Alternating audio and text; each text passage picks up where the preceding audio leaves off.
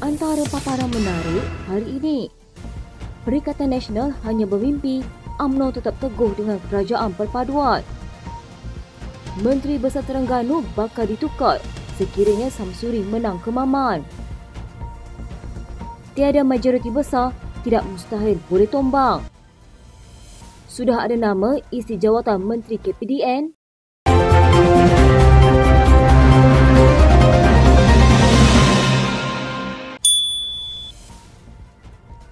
Timbalan Presiden Bersatu Datuk Seri Ahmad Faizal Azumu mengaku tersalah memilih calon pilihan raya umum ke-15 sehingga ada yang bertindak mengkhianati parti. Beliau berkata antaranya Ahli Parlimen Kuala Kangsar, Datuk Iskandar Zulkarnain Abdul Khalid yang diakui rapat apabila pernah berkhidmat sebagai situasi politiknya ketika menjadi Menteri Besar Perak. Sebelum ini jelasnya Iskandar Zulkarnain adalah individu tidak dikenali oleh pucuk pimpinan Bersatu termasuk Presiden Tan Sri Muhyiddin Yassin. Katanya saya jadikan beliau calon dan akhirnya Iskandar Zulkarnain telah memungkiri taat setia kepada parti. Saya mengaku ada buat kesilapan memilih calon pilihan raya untuk Bersatu. Saya ajak dia Iskandar Zulkarnain jadi calon, namun untuk saya khianat parti tidak sama sekali. Pada 12 Oktober lalu, Iskandar Zulkarnain menjadi Ahli Parlimen Bersatu pertama yang menyokong Perdana Menteri Datuk Seri Anwar Ibrahim. Selain Iskandar Zulkarnain, Ahli Parlimen Bersatu lain yang menyatakan sokongan kepada kerajaan perpaduan adalah Datuk Dr. Suhaili Abdul Rahmat Labuan, Muhammad Azizi Abu Naim Gomusang dan Zahari Kecil Jeli. Usaha Perikatan Nasional yang mahu menarik sokongan UMNO untuk membentuk kerajaan disifatkan sia-sia kerana Ahli Parlimen UMNO berpegang teguh kepada kerajaan perpaduan. Ahli Majlis Kerja Tertinggi UMNO Datuk Seri Ahmad Maslan berkata, tindakan berterusan oleh PN untuk menjatuhkan kerajaan perpaduan menunjuk mereka begitu terdesak untuk menjadi kerajaan. Katanya sekiranya Ahli Parlimen UMNO menukar sokongan kepada PN, kerajaan perpaduan tetap tidak akan jatuh kerana masih mempunyai majoriti iaitu 121 kursi.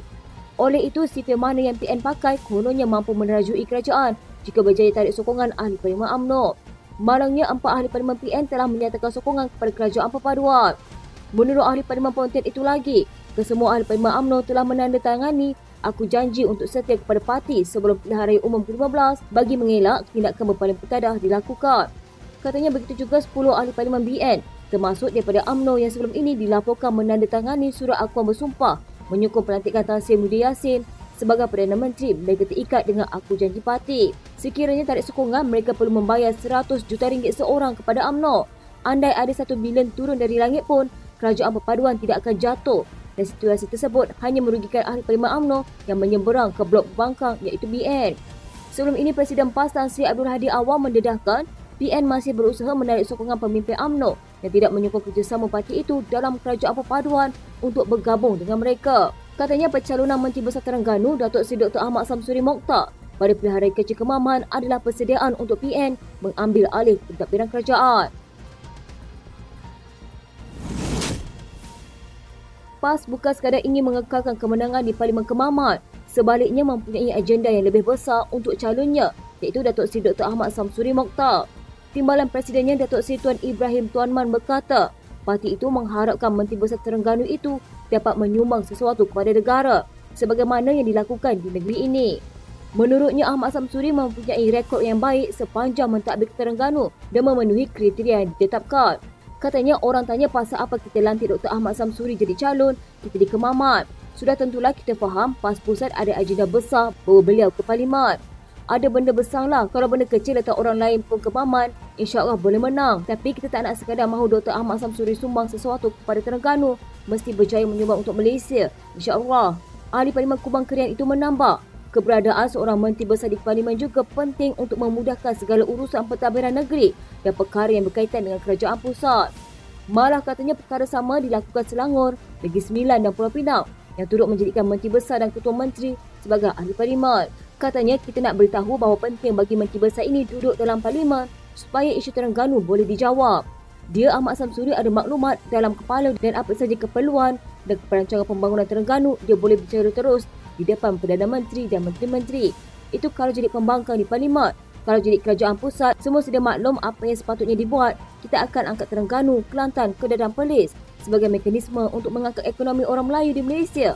PAS sebelum ini dilaporkan mencalonkan Ahmad Samsuri pada pilihan raya kecil Parlimen Kemaman untuk mengetengahkan pemimpin itu sebagai calon Perdana Menteri masa depan bagi Perikatan Nasional. Ahmad Samsuri bagaimanapun menganggap dakwaan berkenaan sebagai perkara biasa dalam politik. DAP menyifatkan Perikatan Nasional semakin terdesak apabila parti itu mendedahkan masih berusaha untuk menarik sokongan UMNO. Setiausaha Agung DAP Anthony Loke berkata, tindakan itu juga menunjukkan parti gabungan itu mahu mengganggu gugat kestabilan negara yang sudah dicapai melalui kerajaan perpaduan. Katanya memang ini menunjukkan mereka terdesak, tak pernah berputus asa nak memporak-peranda dan mengkucak-kacirkan kestabilan politik. Apa yang sudah ada sebenarnya sudah cukup baik. Kerajaan stabil, kerajaan boleh melaksanakan tanggungjawab dan tugasnya. Usaha seperti ini amat tidak bertanggungjawab.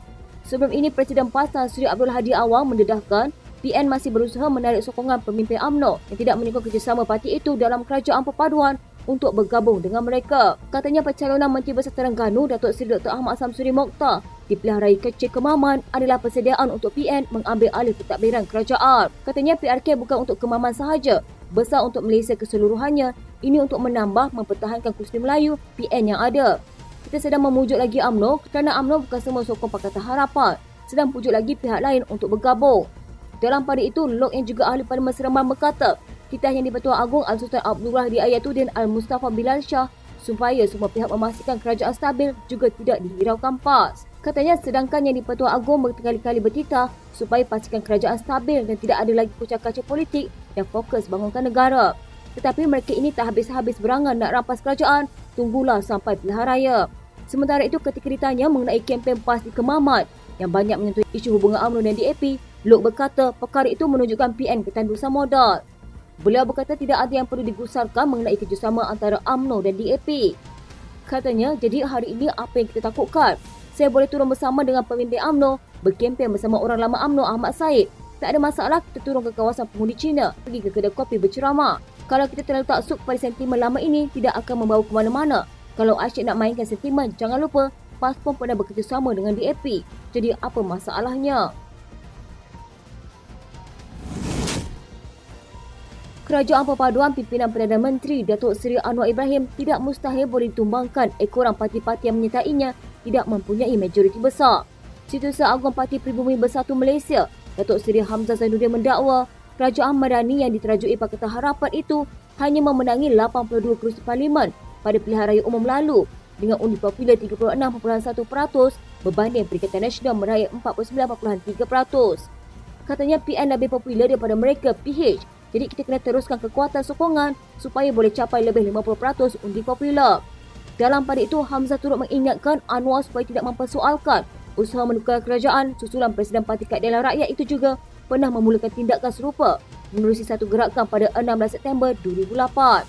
Beliau berkata ketika itu Anwar mendakwa telah mendapat sokongan majoriti daripada ahli parlimen. Katanya dahulu semasa orang itu Anwar menjadi ketua pembangkang mendakwa kononnya ada angka yang kukuh untuk menggulingkan kerajaan seperti yang dibenarkan Perlembagaan Persekutuan mengikut amalan demokrasi. Dalam peristiwa 15 tahun lalu, Anwar mendakwa lebih 31 ahli parlimen daripada Barisan Nasional kononnya akan menyertai PKR sekaligus menjadikan kerajaan pimpinan Perdana Menteri ketika itu, Tun Abdullah Ahmad Badawi, terbubar. Ketika itu, PKR mempunyai 81 daripada 222 kursi parlimen. Ahli Parlimen Pulai Suhaizan Kayat tidak mengesahkan atau menafikan akan mengisi jawatan Menteri Perdagangan Dalam Negeri dan Kos Sara Hidup yang kini dipangku Menteri di Jabatan Perdana Menteri Hak Ehwal Sabah, Sarawak dan Tugas-Tugas Khas Datuk Armiza Muhammad Ali. Beliau sebaliknya menyerahkan perkara itu kepada Perdana Menteri Datuk Seri Anwar Ibrahim untuk mengumumkannya. Suhaizan yang juga naib pengerusi Parti Amanah Negara Johor berkata, jawatan dalam KPDN itu perlu diisi segera berikutan isu kenaikan harga barang yang masih berlaku ketika ini. Katanya nama ini tidak bermakna kekosongan jawatan Menteri KPDN susulan naib Presiden Amanah Datuk Seri Salahuddin Ayub yang meninggal dunia seharusnya diberikan kepada parti itu. Dalam pembentukan kerajaan perpaduan pada November lalu, Perdana Menteri telah memperuntukkan kuota 2 jawatan menteri dan 2 jawatan timbalan menteri kepada pimpinan dari Amanah. Mengulas selanjutnya, saya yakin Anwar akan berpegang pada kuota yang telah ditetapkan sebelum ini, iaitu 2 jawatan menteri dan 2 timbalan menteri kepada Amanah.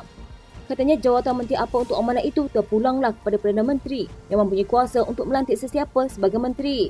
Pada Jumaat, Anwar dilaporkan berkata, beliau sudah ada calon yang sesuai untuk mengisi portfolio Menteri Perdagangan Dalam Negeri dan Kos Sara Hidup susulan kematian penyandangnya Salahuddin pada Julai lalu. Anwar bagaimanapun tidak mendedahkan butiran individu yang dimaksudkan dan menjelaskan calon itu akan diumumkan secepat mungkin.